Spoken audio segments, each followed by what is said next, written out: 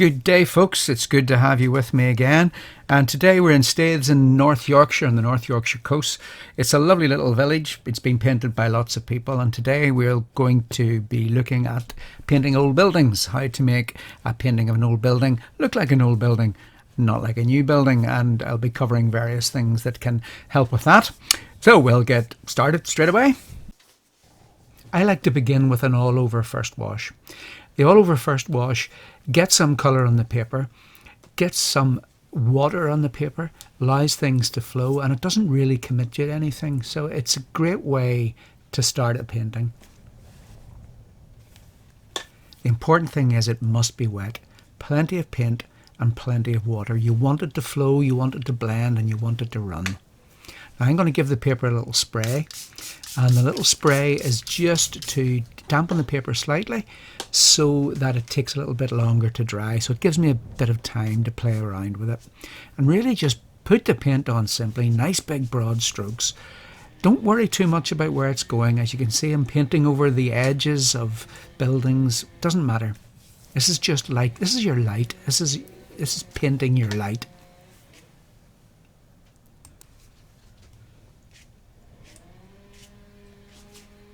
Again, just make sure your brush is full. Don't worry about drips running down the paper. They will not make any difference at all, so long as you cover all of your paper.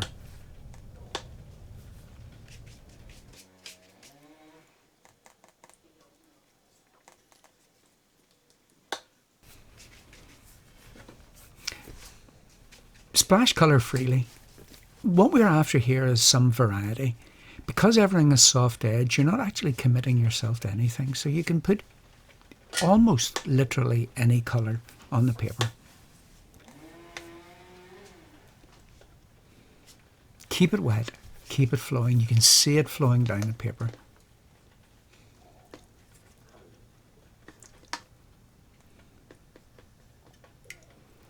It's a terrible day here in Belfast, so you may hear the rain hitting the roof of my studio. So it's almost as wet as this painting is.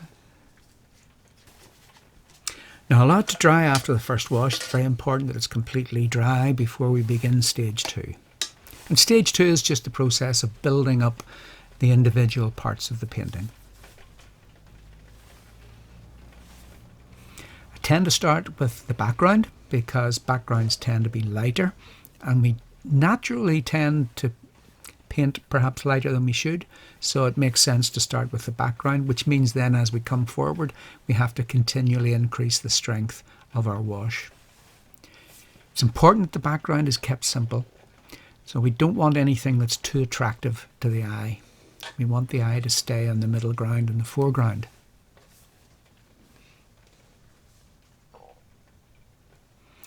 Now there's a little harbour across here, so I'm just going to simply indicate the harbour, and there are a few boats, so I'm just going to leave a few spaces for the boats. So they're literally just spaces, they're not boats.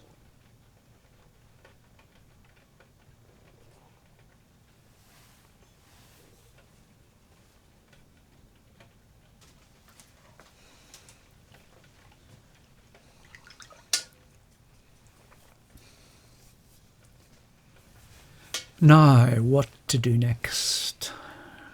Let me think. It's always good to think before you paint. Generally, that's better than painting before you think. Well, we need some reflections in. So the water is flat, and we tend to see the water, the waves and ripples in the water as straight lines, particularly in the distance.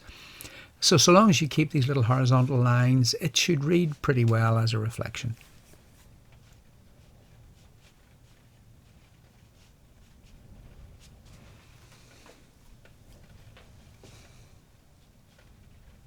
I'm trying to balance it up a little bit here. I don't want the painting to suddenly stop at the edge, so I want that to keep going. Just dry up drips. If you don't dry up drips, you'll get cauliflowers, runbacks, which aren't necessarily a problem, but if you don't want them, they are a problem.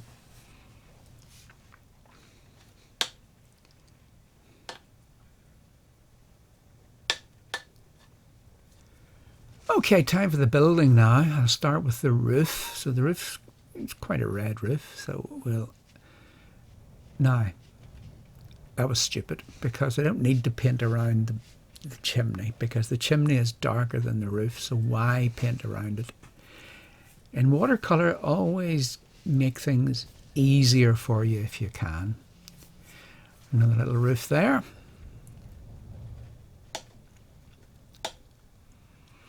Now for the walls of the building, I want to try to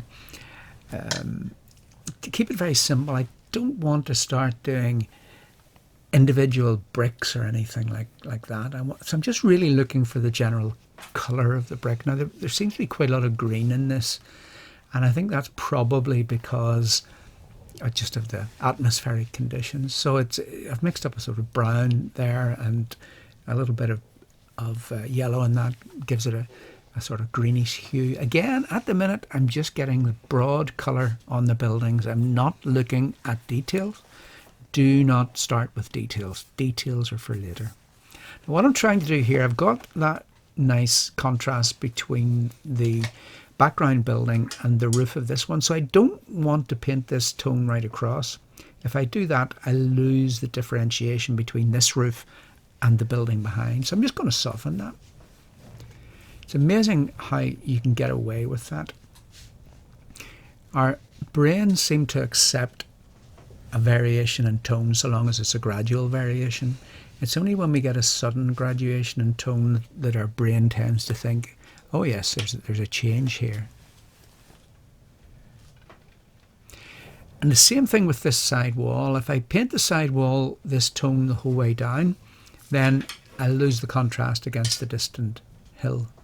So I'm going to just soften that just with a damp brush, which keeps the light tone against the hill, but it's dark against the sky. So the key to all of these things, counterchange, is counterchanging your light tones and your dark tones. Light, dark, light, dark. Always concentrate on trying to build up a light, dark checkerboard type of idea.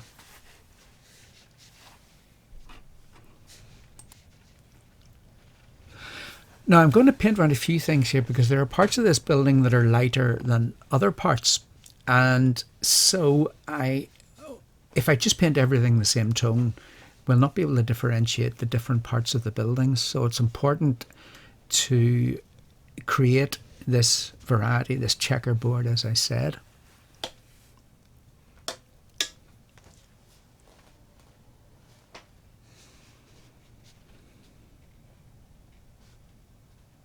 Now the front of this building is white, so I'm just going to leave it.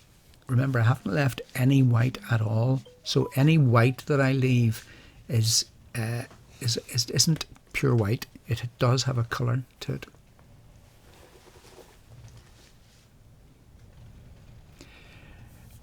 Now these little fences are always difficult because how many little fence posts or fence slats do we put in?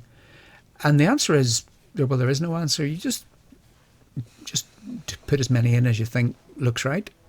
At the end of the day, it's your painting. So in this case, this is my painting. So I'm going to do it exactly the way I want to do it. And that's the way you should paint.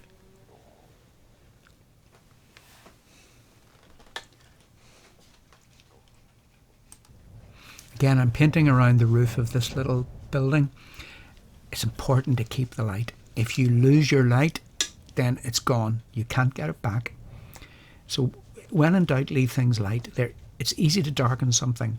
It's very difficult to lighten something. Now this is quite a dark part of the building, so I want to start getting darker tones into this area, but still keeping in mind there are some lighter parts within it. So I need to be balancing everything up.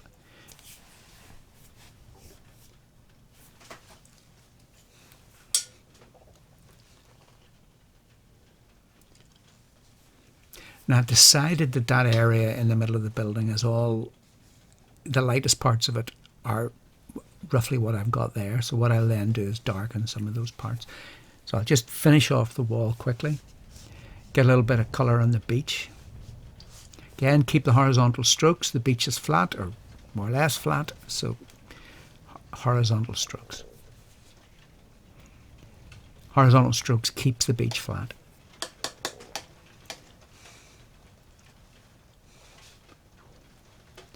And a little bit more of a sandier colour for the outside edges of the beach.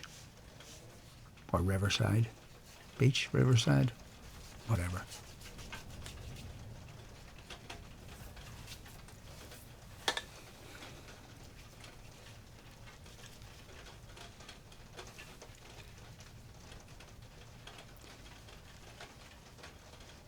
So even though the edge is quite angled, notice that I'm doing the edge with horizontal strokes, even though the overall shape is quite angled.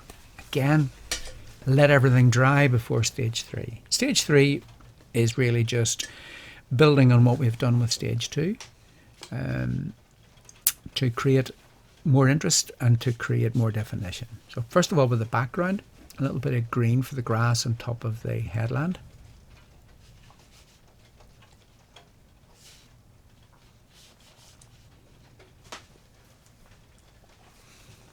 That's darker at the bottom of that grass, so I'm going to just get a little bit of that darker tone just in there while it's still wet.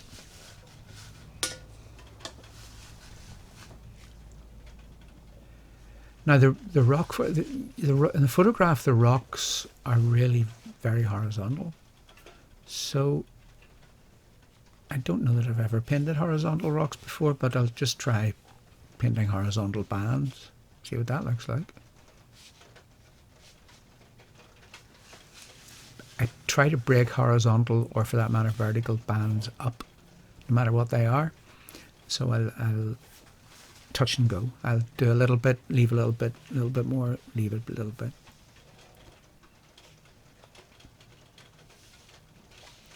And we bring that down to the harbour.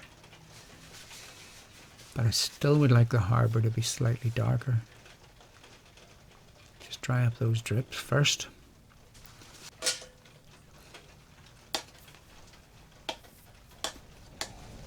And then we'll get some darkness on the bottom of the boats. Again, this is, I mean, I'm calling these boats, but you know, if I zoomed in on one of these, it doesn't look like a boat. It's something that suggests a boat.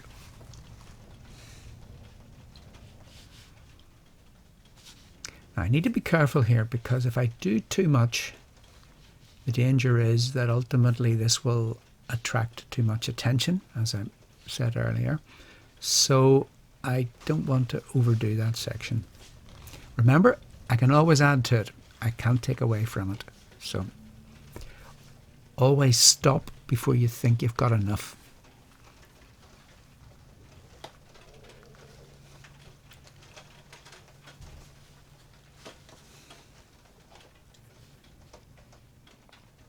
And now the darker washes. So the top of the little wall at the bottom of the buildings, top and the front of the little wall, are both lighter than this harbour wall here.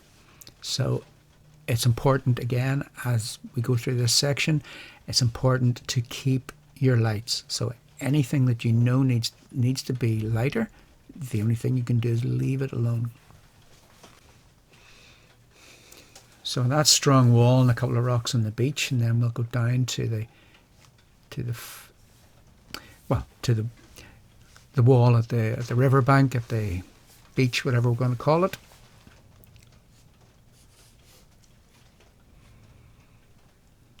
Now that's definitely darker along the sides of the wall than the tops of the wall. But is it too light? Let's get a little bit more of this wall on.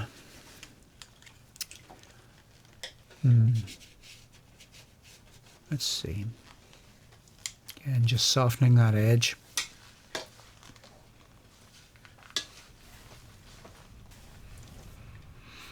Well, we'll get some rocks on the beach. I know I have to do those, so we'll get some of those. Now, what I'm going to do, you can notice the little lighter areas that I've left from the first wash. So I'm just going to put some dark around those, and hopefully that will suggest the rocks, the light side of the rock and a dark side of the rock. And this is a useful little thing when you're doing beaches, anything with rocky parts on it. If you leave a few little light areas and just touch a little bit of dark beside them, it's quick and easy way of getting the appearance of rocks. And the old seaweed thrown up on the beach, and again horizontal marks, more or less horizontal. I put a slight angle on them because technically the bank is bound to be angled because you can see it. It's not under the water at the moment, so slight angle.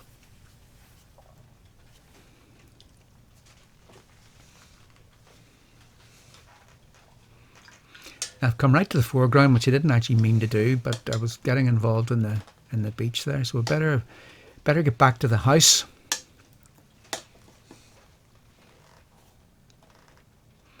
So this chimney that I mentioned earlier, it's darker than the roof, so this is why I didn't need to paint around it. The danger with painting around things is you leave two edges, and of course there's only one edge visible.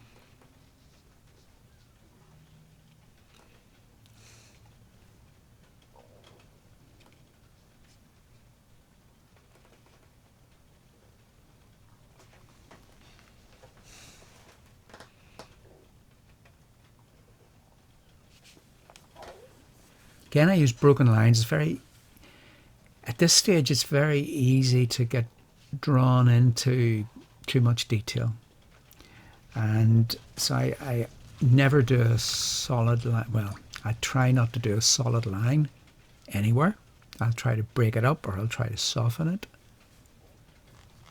And that way, I'm giving myself options.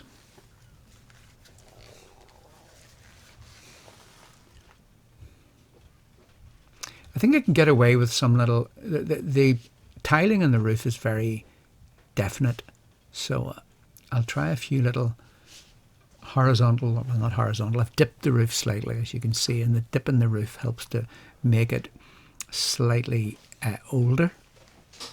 It's not that pronounced, if at all, in the photograph, but dipping the roof a little bit in the middle like that is a good way of indicating age.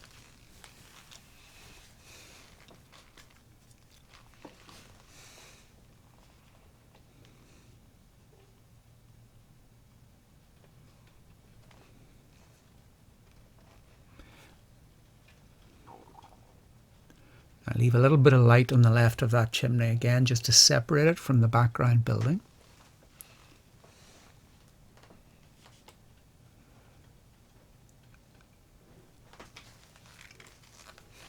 And a little bit more colour on that side wall. I want to keep that side wall quite light because even though there's no great sunshine or anything, I need to create some variety and variation between the different planes, the planes facing left compared to the planes facing towards me.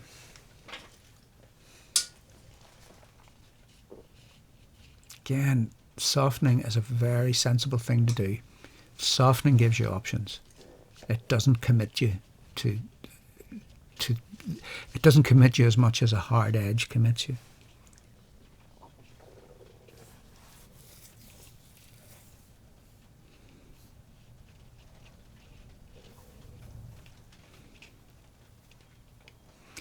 Now, what I tend to do with fences in front of a dark background like this is that I'll do these little stripes. Now, these are intended to suggest the gaps between the boards on the fence.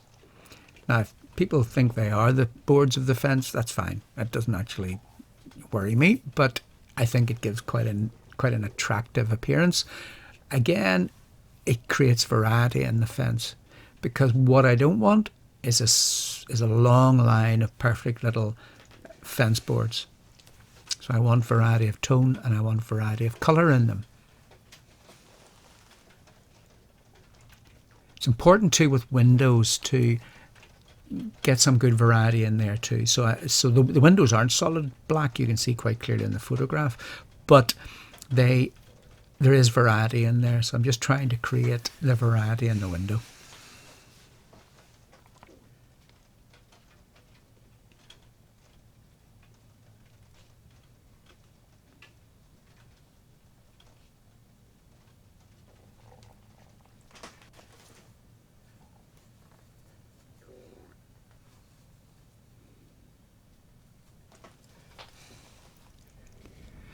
Now at the bottom of the wall, there's again quite a lot of subtle variation of tone. So, well, subtle and not so subtle. So it's quite dark in here. In fact, it's very dark in here. So I know I can afford to lay the paint on pretty strongly. Now, the paint is darkish, but it is still wet. You can see quite clearly the excess drips of paint in there. And it's still important to paint wet. Do not fall into the trap of thinking that you must paint dry to get a darker tone. You don't need to paint dry, you just need to use more paint with your water.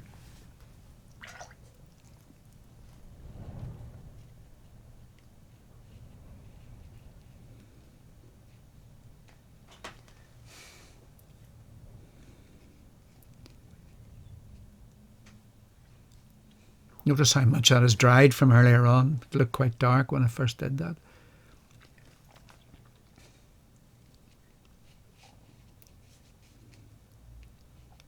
So I'm having to repeat myself to a certain extent here. It's no bad thing really. A few layers won't matter so long as they're put on very simply and very wetly.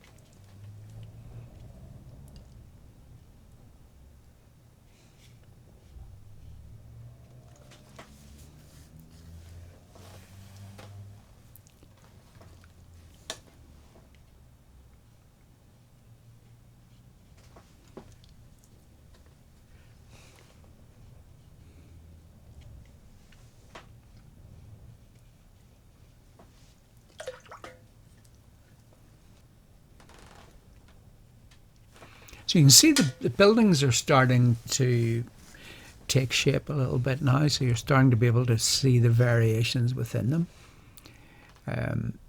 Not too many straight lines, perfectly straight lines. That helps again to indicate the age of the building. Perfect crisp edges tend to suggest newness. So if you want to suggest the opposite, then don't be too precise about your edges.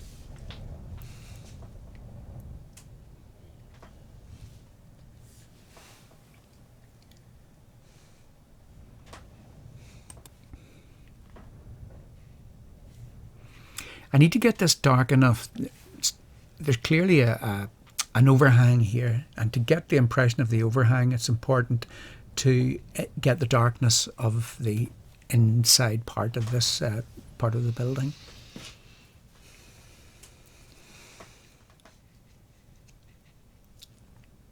Again, softening.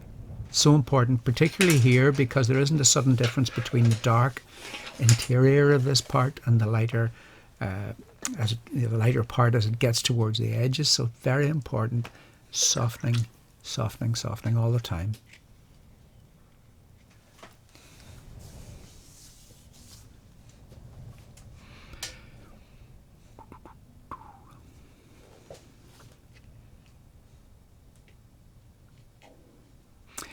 It's looking still a little bit too, I don't know, clean.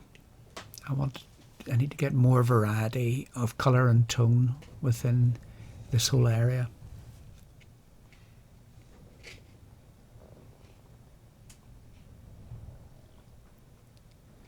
These little marks just help to suggest the direction. So we've got an angled wall top there, so that was to try to create that. Again, suggesting the lighter top of the lower wall. The only way I can do that is if I darken other parts of the wall. And this little, I've actually got this ladder in the wrong place. I've realised it should be over to the left a little. But it doesn't really matter. And I'm just wanting to suggest the ladder. It's a nice little addition. Again, trying to get a little bit of variety on this wall, the variety will tend to, again, suggest age. If it's a flat single colour, it tends to look as if the owner has just been out and painted everything.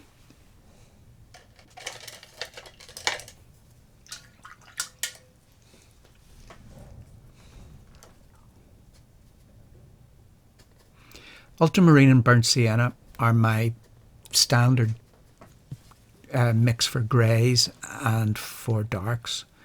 So with a small brush here, I'm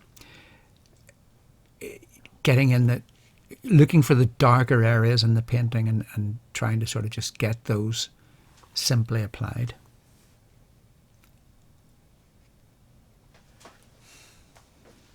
It's always uncertain whether to put in these little exhaust flues and downpipes, because sometimes it's good to put it in, sometimes it isn't. Again, I want to get a little bit of clutter in here. I don't want it to be too neat and tidy.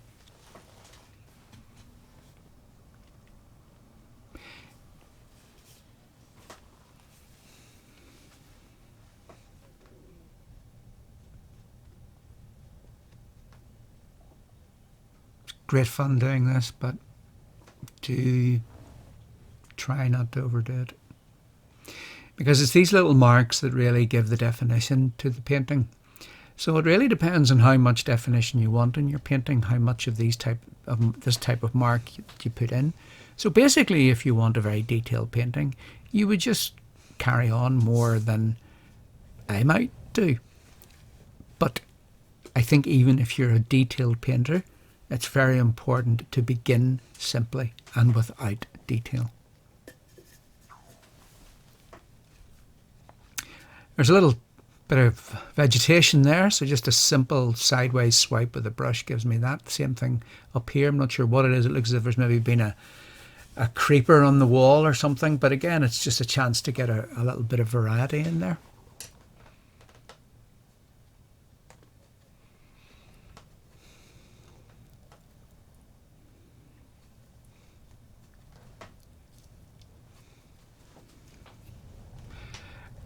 I think I need to get a little bit more green around here too.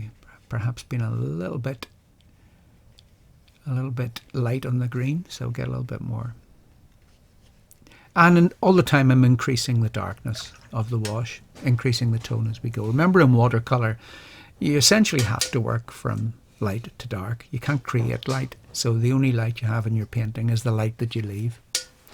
Now, cerulean blue is a blue that I've only just started using, believe it or not. After decades of painting, I'd never really liked cerulean blue too much. Just over the last couple of months, I've tried it out and thought, actually, I quite like this.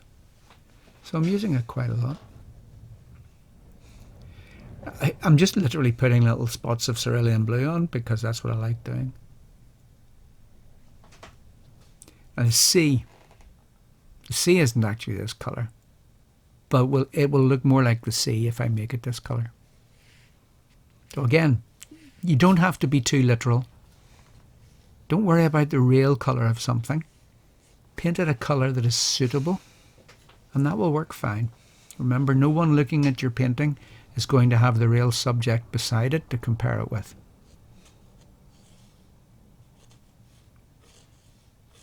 As we get closer, these horizontal lines that I've been talking about become slightly less horizontal, slightly wavier and ripplier, and that's because essentially we're looking down at the water instead of looking across at the water. Again, after each stage, let everything dry.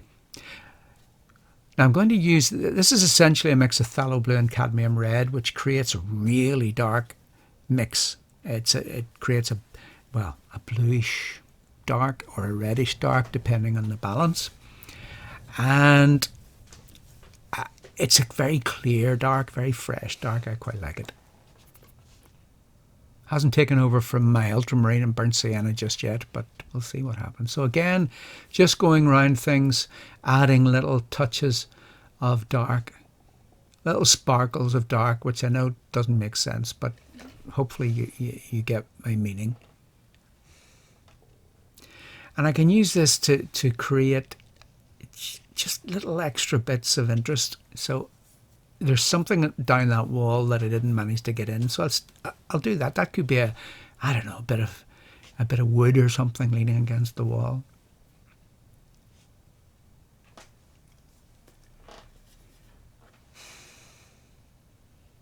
Again, it's really dark in there, so I can afford to go a little bit stronger.